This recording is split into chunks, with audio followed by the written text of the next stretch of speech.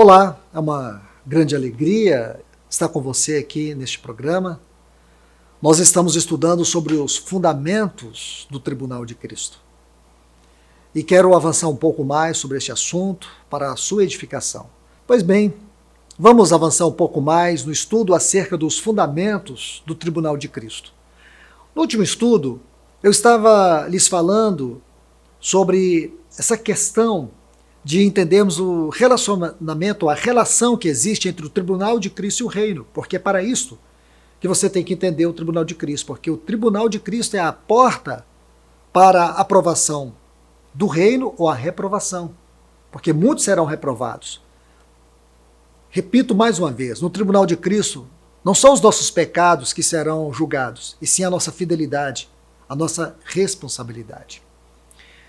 Quando você estuda sobre o reino de Deus, você tem que compreender que este reino ele tem três fases: a presente, a futura e a eterna. Quando você estuda a parte presente do reino de Deus, eu quero colocar um texto aqui para você em Lucas, capítulo 11, versículo 20, diz assim: se porém eu expulso os demônios pelo dedo de Deus, certamente o reino de Deus é sobre vós. Então, esta frase, o reino de Deus é sobre vós. O reino de Deus tem a ver com a vontade de Deus presente, com a obra de Deus presente, com o poder, com a autoridade conferidos à igreja para todo o serviço espiritual. É isso que nós temos que entender. O que Deus está fazendo pelo trabalho do Espírito Santo, mediante o caminho da cruz, vida de cruz, que é o negar a nós mesmos, o trabalho da palavra, que é nos levar ao alimento espiritual para que nós possamos crescer na medida da estatura de Cristo, isto é, amadurecimento espiritual. Toda a responsabilidade envolvida na nossa vida, tudo que envolve a vida cristã, em todos os seus detalhes, tem a ver com a esfera presente do reino de Deus. O nosso caráter tem que ser o caráter do reino. Quando você vê muitos cristãos envolvidos pelo secularismo da vida, politizando a espiritualidade cristã, reivindicando a nossa posição política concernente aos fatos atuais, uma posição da igreja, eu digo para você que nada na política hoje impacta o reino dos céus. Nada. Para Deus não interessa quem governa o Brasil ou quem governa os Estados Unidos. Nada nessa esfera tem algum efeito prático quanto ao reino dos céus. Fazer isso é minimizar o caráter do reino. Olhe para a vida do nosso Senhor Jesus, sua vida e ministério. Quais foram os seus envolvimento ou o seu envolvimento em relação à política do mundo daquela época? Os apóstolos. Olhe para a história da igreja.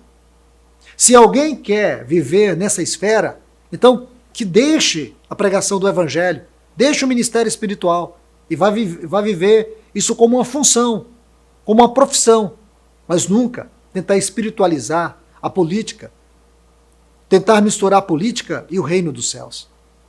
Nós temos que entender que o nosso chamado é celestial, nossa vocação é celestial, nossa identidade é celestial e a nossa eternidade é celestial. E nós precisamos conhecer a vontade de Deus. Precisamos de uma vida pautada, respaldada, sustentada pela palavra de Deus. Porque senão, nós não entenderemos nada acerca da era presente do reino. Nós vamos misturar coisas, nós vamos tentar diminuí-lo, nós vamos viver de forma religiosa. Esse é o grande perigo, a religiosidade. Religiosidade não é espiritualidade. Igreja não é assunto de religião. Igreja é assunto do reino de Deus.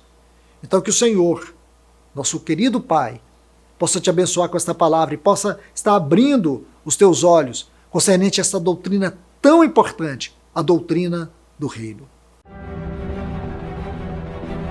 Amor é um sentimento sublime que tudo edifica, acolhe, doa, supera, constrói, une, transforma.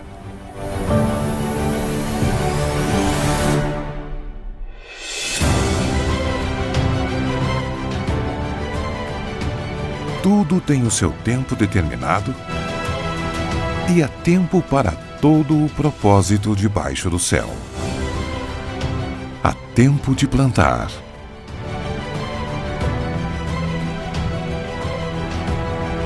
e tempo de colher.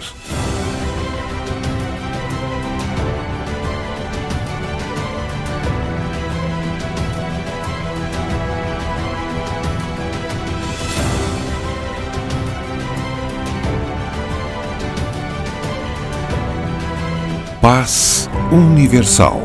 Amor incondicional.